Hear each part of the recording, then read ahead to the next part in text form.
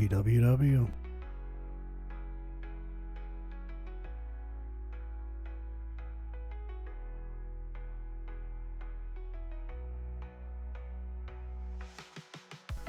Another unreal week. I mean, AEW. Am I right or am I right?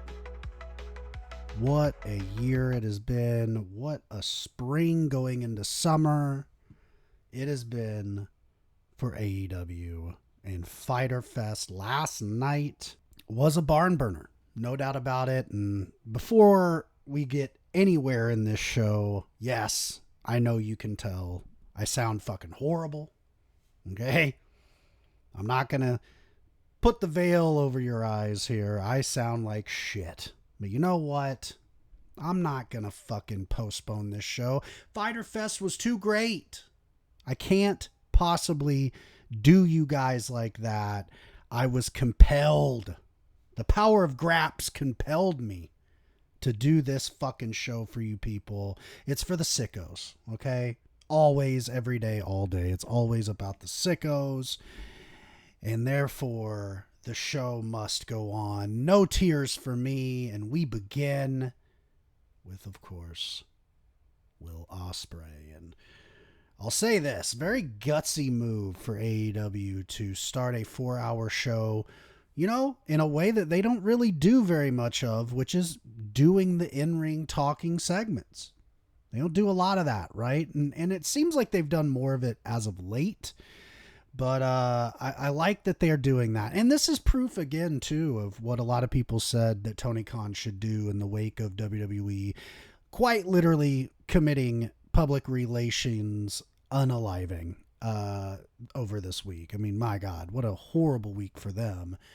And AEW, of course, the complete opposite. And instead of leaning into that, right, and going against your grain and going, well, you know, we got WWE on the ropes right now. Let's change it up. They're not changing it up. They're going with what they know.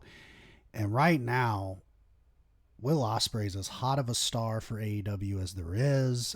Him losing to Hangman is headline news. So what he does next has people compelled. And, you know, he goes into this thing and he's talking about the situation last week between Swerve and Hangman. And, you know, listen, at the end of the day, the idea here is Will Ospreay just, hey, can't we all just get along? And of course, no, we cannot all get along here. One man burn another man's fucking house down. Okay. And we get into that later, of course, with Hangman. And this is odd only in this way. We don't get Swerve or Hangman to interrupt this thing. We have the Crew come out. And listen, I think I've made it pretty clear on this show. I'm not about the Crew to me, to be very honest with you people. Whatever. You know, I don't hate them, but I don't think about them really. So is that good or bad? I don't know. But either way, we got some fuckery here. And, you know, Roosh, Jesus, I wish it was Roosh. Leo Rush, much different performer, says, you know what, on Collision tonight, because I mean, technically it was Dynamite and Collision back to back, so whatever, but kind of a weird way to word it. I want you in the ring, Ospreay. We know that just means job match. And that leads us to the next match, which was not a job match. It was a great match. Jon Moxley and Mark Briscoe. This had all levels of awesome to me. You know, you put Mark Briscoe in the ring with anyone, it seems, as of late, especially the last year, and it's just money. And this was no different. You know, this was a great match for Moxley to have and just kind of show everyone, like, I'm still a really good wrestler. I'm the world fucking champion.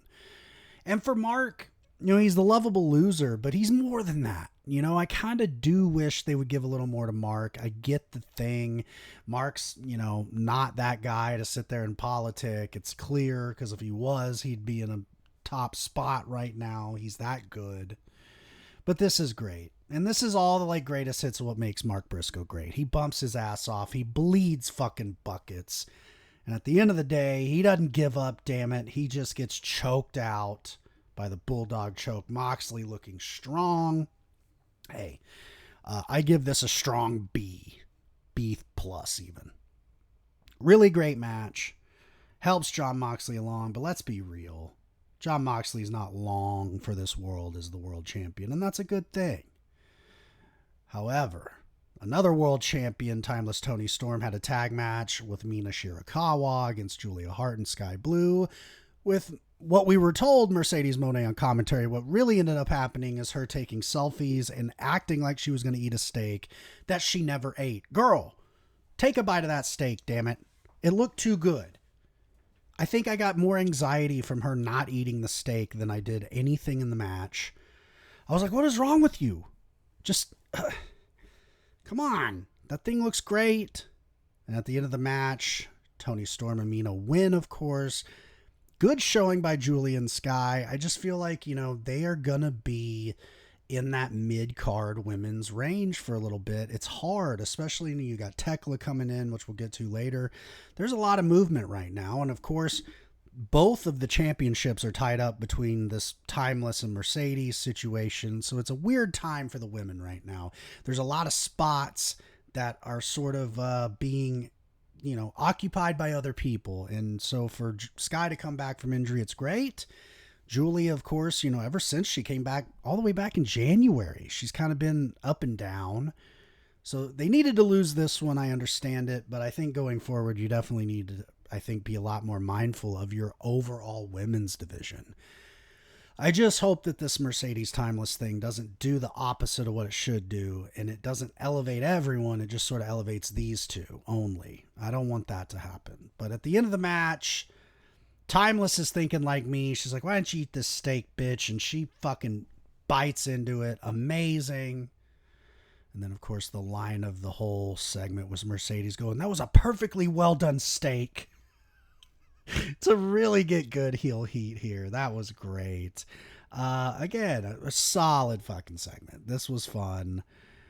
And like I said, I want the women's division overall to get over, not just a couple people. And in the back, in between segments, we got more talking from Ospreys with Lexi here. MJF interrupts, and he's just asking how his little kid's doing. Osprey takes offense to that. And Hurt Syndicate's like, oh, no. He's our boy now. And that leads us to a very great little segue from that to their official segment in the ring, which was kind of like, hey, MJF's one of our guys. We're going with this. And another interruption, this time by Speedball, Commander, and Kevin Knight. They come out, hey, we're 3 international killers. They get a nice little laugh track reaction to that. And MJF says, you know what? If that's what you think, hey, prove it to us that you're badasses. And they say, all right, hold our beer. And they go right into their match with La Facción Ingobernable. This was great. This was Lucha greatness. Everyone in this match ruled. I again, though, say, really, just give LFI a true push. I know Roosh has had issues. I know there's been injury problems here and there, but it's time. I think these guys are great. They would be such a perfect heel group for the trios division that you've pretty much forgotten. I don't know. This was great. And I get why Commander, Kevin Knight, and Speedball won, setting up to the trios match next week, all that good stuff. But when you got Grand Slam Mexico coming up, you got all this Lucha influence happening, and LFI has been your big Lucha influence in the company for a while. It just felt like a weird situation, and one of those classic examples of just being fair, where TK sort of books himself into corners sometimes. Whereas I think in this instance, why couldn't that have been another thing? You know what I mean? If the end result was Commander, Kevin Knight, and Speedball have to get to next week against Hurt Syndicate, why not put them against a trios that could have even been a Lucha trios that isn't as popular as LFI or doesn't have that ability to be something going forward? Like I said, though, this was great regardless. It got plenty of time. Great finish with the fucking insane twisting splash Kevin Knight does, which is amazing. And hey, now we've got a Hurt Syndicate match that feels like something more than a squash. We shall see next week if that is the case. But yeah, I really liked it. I just, again, overall, I don't know. But we're going to do something different right now. We are going to go to a video package. We're here with Paragon and Daniel Garcia. Now, Adam, you've actually asked for this time, so... Actually, hold on a second. We're going to check this. All right, and here we go. A little setup action here. Okay, very interesting little situation there. I figured it made more sense to just fucking have it go that way. Let's get back to where we were here. So the fun little setup, and that led us to this one. Before that, we did have the patriarchy talk. All that happened there is Christian said, hey, Nick, you're defending your fucking world TV title in a 4-way. So that leads us to this. Max Caster is back. He is over. Denver is into Max Caster. They're chanting his chant of being the best wrestler alive. We now have a countdown of 5 minutes. Can you survive 5 minutes with the best wrestler alive? And it is Powerhouse who answers in street clothes, just straight up. Somebody in the chat that I was in live said, you know, it's literally like he heard him over the PA. Oh, okay. Like, yeah, I'll fucking take the challenge. Like, I love that. That I like. And he killed him. He killed him in like, I think 40 seconds. It was amazing. And more of this, please. I love the counter. I love all that shit. Please, we need more of that. That was some good stuff right there. And I thought, you know, for those of you watching on video on YouTube, you can see the beautiful moment of Caster just getting lariated in the fucking jaw by Hobbs. That just, what a beautiful shot there. I had to include in the show. That leads us to the 4-way international championship match. Holy shit. Brody King, Mascara Dorada, Claudio Castagnoli challenging Kenny Omega for the title. Straight up, I think this might be TV match of the year for AEW so far. This was unbelievable. So many near falls. There was a moment where literally I thought, oh, they're just going to give Dorada the belt here. I mean, there were so many moments. Brody King, too. He's busted open at one point during this thing, which is crazy. Claudio, I think, is the best base in the history of Lucha. I love the idea that Lucha guys just have his number every time. Their offense is just too much. I love that. And at the end of the day, this was a great match. It had plenty of time. I thought it was the perfect segue into the switch over to the Collision feed. Kenny gets the win here on Dorada, kind of, you know, to be expected, but a great match.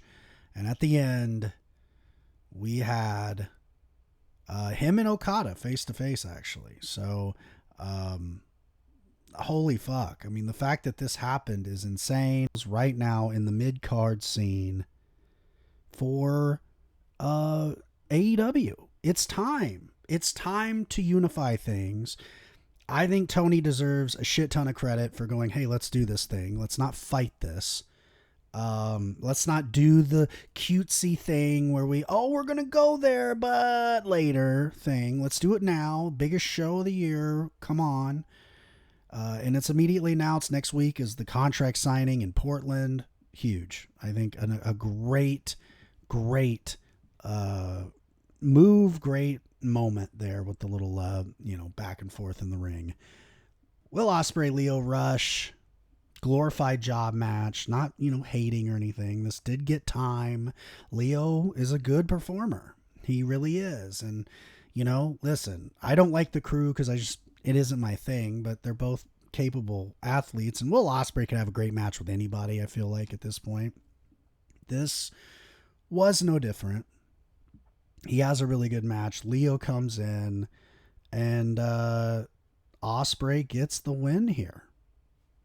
This ends in some fuckery where Hangman has to come in, make the save, not Swerve. Swerve nowhere to be seen. And afterwards, we get a great moment where Hangman cuts a promo, and then in the background shows up Jon Moxley. And yeah, this was good shit. We had the Death Riders come out. This looks like it's going to be a beatdown. at the end of the day, though, it is not, because a beat up Ospreay comes back down with some chairs to even up the odds. And I would imagine there's going to be some sort of match occur from this. Either way, great setup here. I like that we're not just going with like Jon Moxley doesn't exist, that this is like the end of his whole thing and he has nothing to say about it. He is the world champion. Like, have him be involved a little bit. It shouldn't just be about Swerve and Hangman and Ospreay, right? I like that though. And I've been screaming it. The AEW's doing the thing that I said they should do, which is you have all these over acts in your company. Why narrow that vision down to one guy? Because that was the one thing AEW was bad about, right? Whoever was the world champion got like a lot of extra focus, and I get that traditionally, but you know, in a now world that we live in 2025, it does, you know, there is credence to letting people get their time in the sun, because you got a lot of great talent on this roster. Use them for what they are. And if you got a bunch of main eventers, let them main event. Let that main event scene, you know, fluctuate a little bit. I think that's good. I mean, the biggest year in the history of the WWE, you know, up until obviously they went public and all that shit. That's a whole different conversation. But was 2000. The year 2000 was the biggest year they ever had, you know, just simply as a pro wrestling company, not with any answers to board members. And there was a lot of movement in that main event scene. You had Angle, you had The Rock, you had Stone Cold, you had Triple H, you had The Big Show, you had Undertaker, you had Kane, you had all these guys, and they all felt important, and they all either got a championship match or a run. 99, there was more world championship changes in 99 in the WWF than ever before. And yes, there was a lot of Russo fuckery there, but that was a huge year for them as well. So I really kind of hope that, obviously not going overboard, that AEW starts sharing the wealth a little more. And speaking of sharing the wealth, let's get to the next little piece of business I have for y'all. Yeah, baby. They are kicking ass tonight, folks. Man. Isn't that dope? Isn't that just good fun? Yeah, so again, you know, I'm trying to be a little bit fancy here, folks, for you. Why not? I figured it out. I'm learning OBS slowly. Okay, I know, very slowly, but I'm finally figuring out the video element. This fucking show's about to be way better. Thank God for you guys. FTR went against Atlantis Jr. and Templario. Templario might be my favorite luchador right now. He is fucking awesome as fuck. He looks cool. He's a great wrestler. I feel like he's one of those lucha guys that is really good at mixing it up with different talent from different places. And this is no different. This is a great tag team match. FTR took all of what Atlantis Jr. and Templario had to offer here. This was a classic old school NWA tag match where the heels took all the offense imaginable from the baby faces, but at the end of the day, Stokely had to sweep that leg out, and it was a 1-2-3 cheaply for FTR. They get on the mic after this match and they try to tell us, you know, what for. We don't really listen. They get pissed. They say, you know what? Fuck this. Great. Denver hated them and loved Atlantis Jr. and Templario. I hope we see more of both. I kind of figured when they announced the match this would be the result. But hey, we got great wrestling on a really good show. You can't beat that. The next match was no different. Los Outrunners. The Outrunners and Bandito against Protashita, Kyle Fletcher, and Konosuke Takeshita, as well as Hechicero. This was a lot of fun. This was beautiful lucha wrestling with that nice, strong style that Fletcher and Takeshita both bring. And again, Los Outrunners are just so fun, right? Like they really hit on this so perfectly at Grand Slam Australia. It was like a very inadvertent situation that has gotten over. It's great. Give them something fun for Grand Slam. This, of course, ends up with fucking the Don Callis family and Hechicero getting the big win here. Just kidding. Bandito nails the frog splash, of course. And yeah, this is great. I don't know. Fletcher nails the brain buster. That's what I should have said. See, I'm all over the fucking place. I feel like shit. I'm going to leave that in too, folks. You need to know how fucking just lost I am sometimes, okay? No. Kyle Fletcher hits the fucking brain buster. He gets the win. I kind of feel weird that the Ring of Honor World Champion is just a whatever guy on TV, but it's been that way for a while. It is what it is. Listen, Kyle Fletcher, one of the top guys on the rise right now in AEW. I totally get it. Takeshita's there too. Hechicero deserves better. But so does Bandito, right? So this was a fun situation that probably could have gone without being this. I don't know what I'm trying to say. I would have liked this better. But next, we have Megan Bayne trying to kill Anna Jay again, but it is the return of Ty Mello to make the huge return to AEW. Everyone's been waiting for it, and it looks like she's going right into the fire against Megan Bayne. I don't know how that's going to end up there. Megan Bayne looks like the hottest star in the company right now, but it's nice to see Ty back, right? She's one of those AEW personalities that feels like she was there from the beginning. And she was for, I mean, I don't know when she came into AEW, but she's been there for a long fucking time. Good for her to work hard, get back into ring shape, be ready to go. And the women, hey, listen, the women's division just keeps getting better, in my opinion. So, huge win there. That leads us to Anthony Bowens calling out Kyle Fletcher for next week. And I'd love to sit here and tell you guys I was a fan of this, or that I've been a huge fan of Anthony Bowens' repackage.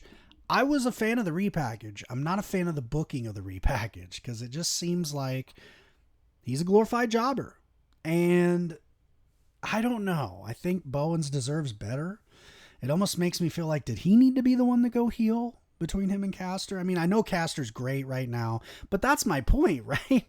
Like, they're both just job guys in different ways. Like, Bowens is like the delusional job guy almost, where it's like, he's thinking he's the top guy. Like, this kind of fucks with my head when companies do this, right? Like, you break up a tag team that's super successful, and then you don't really do much with either of them.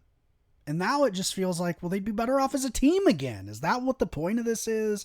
I don't know, folks. Maybe I'm losing my mind. Either way, this was a fun little situation. Him and Kyle Fletcher will be a good match.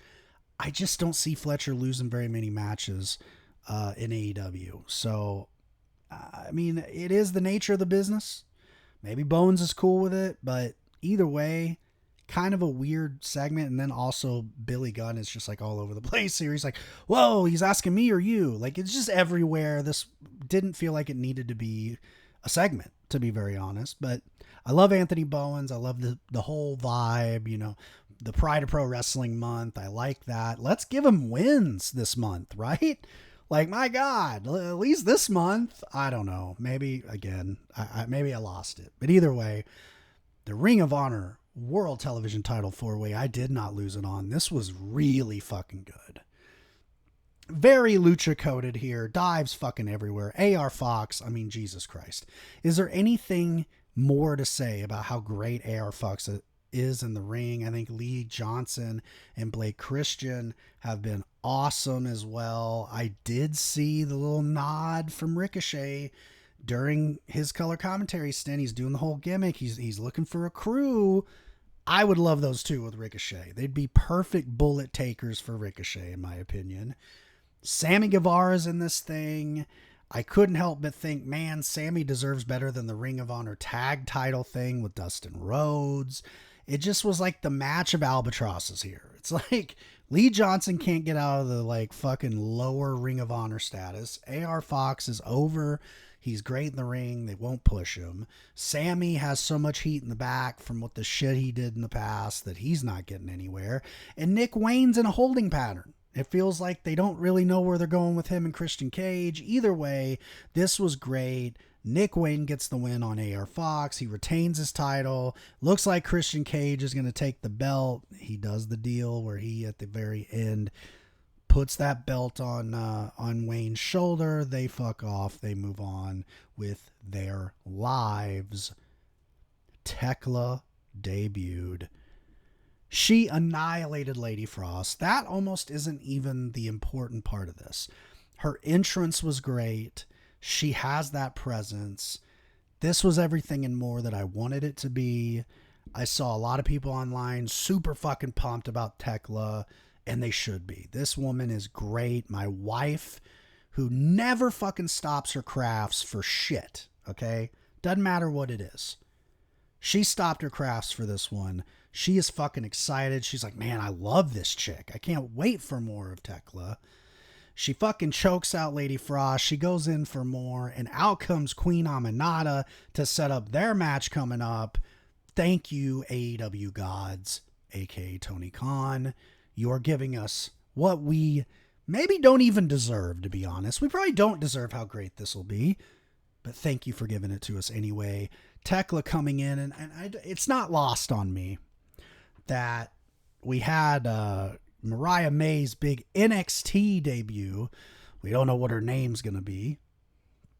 Mariana Cross, I have thrown out there in various places that got laughs, but hey, at this point, their names are so fucking garbage over there, I wouldn't be shocked. But it is not lost on me that, you know, Tuesday was her big thing, right? And now Wednesday, we get Tekla's debut in AEW. Not same. I'm not trying to say like, you know, oh, Mariah May for her. No, they're both great. But it's very clear Tony Khan is not sour grapes, right? Tony Khan's moving on with his life. Good for him, because Tekla is a megastar in the making.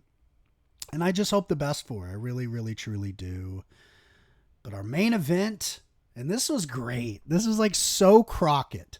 And I don't even mean that in a bad way, but you have this 4-hour show, right? What's the main event? You think it's going to be the 4-way international title? No, it's in the middle. Awesome move to get those viewers to the next one. I get it. Could it be fucking, you know, the LFI match that was announced previously? No. Could it be the women's tag? No. It is going to be a match that wasn't even scheduled till the middle of this show. An 8-man tag.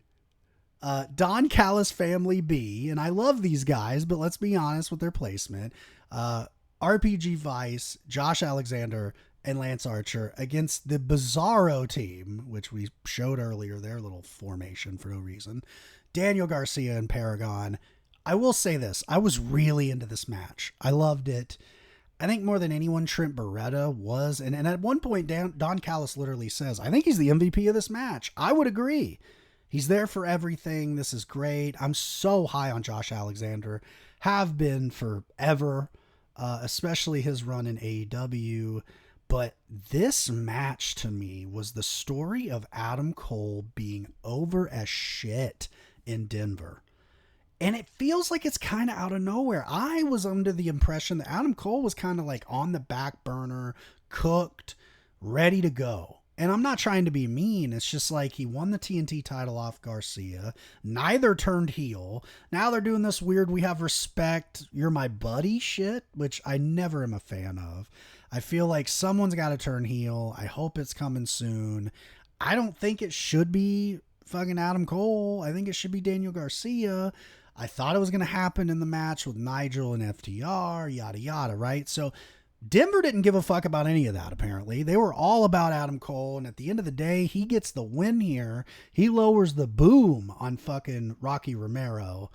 Big win. The show goes off the air with Don Callis Family licking their wounds and Paragon and Daniel Garcia just hand in hand. Like I said, I don't think that Paradise is going to continue much longer for these 4 individuals. I think something's got to give. But either way, that was Fyter Fest, folks. And I think it was a tremendous showing. I'm a huge fan of these 4-hour specials rather than just preemptions. I hope that continues. Summer Blockbuster, of course, next week in Portland, another 4-hour one. Then we got Grand Slam the next week. And that's why I named this show Hitting It Out of the Park, because AEW is truly hitting it out of the park, and they're doing it at the perfect time to be doing it. And yeah, I mean, that was the show. It's weird that we're already done with AEW TV after one day, but it feels okay, right? We got a fucking pay-per-view plus, in my opinion, with all the development that happened. A great 4-hour show. It didn't feel as long as it was, really. And yeah, it's a great time to be into AEW. And I did want to make this the ending because I noticed this happening. I mentioned at the beginning of this show that the WWE PR situation is at really an all-time low, I feel like. After the releases of R-Truth, Carlito, we've got a lot of other things that apparently the releases may not be over. You had Mariah May show up in NXT, like that was going to help. And I say this, there seems to be a big influx of new AEW watchers because of all this. And I say, thank you for giving it a look, because it's the cool thing now online to just hate and to consistently be a hater and not open your mind to shit, because I don't know what it is. I don't know if it's like ironic in the true sense or the 21st century sense where it's like ironic but cool. I don't know, okay? I'll be really honest. Culturally, I'm a little bit of a boomer. But all I got to say is this. I think pro wrestling is universal. Pro wrestling is beyond any 3 letters that you can think of. Wrestling is a beautiful thing if you let it be what it is, which is everything. And I hope that people watch AEW and they see it for what it is, which is a true variety show of professional wrestling. There is all different kinds of wrestling inside of AEW's beautiful little nucleus. And I hope that out of that, we see these ex-WWE watchers that were in this insular way of thinking with pro wrestling, where they would watch WWE and that was it. I hope we see a further broadening of the horizons of wrestling fans, because it is beautiful. Everything in wrestling is great. There's obviously bad parts, but even in those bad parts, I mean, I can remember awful TNA days, coming out of them and going, at least we have the Motor City Machine Guns. At least we got the X Division, right? Even the worst days of WCW, it's like, man, that unhinged Scott Steiner promo was pretty good, or this was pretty good. You make of it what you make of it, right? You can look at it in a bad way, or you can look for things that you love about it. And all I'm really getting into is this. Let's not gatekeep. Tony Khan put out the tweet that people have been mentioning, like, don't be a gatekeeper to these people. Let them love AEW, and I totally agree, and I go further. Let them love wrestling. Facilitate knowledge instead of attacking people for their lack of it. I want to see more of that in pro wrestling, especially online. It's toxic enough in this world. There's enough dummies out there. There's enough fandoms that are full of dummies. Can we clean up wrestling a little bit? Can we make it to where it is a welcoming environment to get into internet wrestling communities rather than this, like, I've talked to so many people that are like, I was intimidated. I was this, I was that. That makes me sad. So I leave you all with this. Broaden your horizons, folks. Go watch that DDT show that Jim Cornette told you sucked.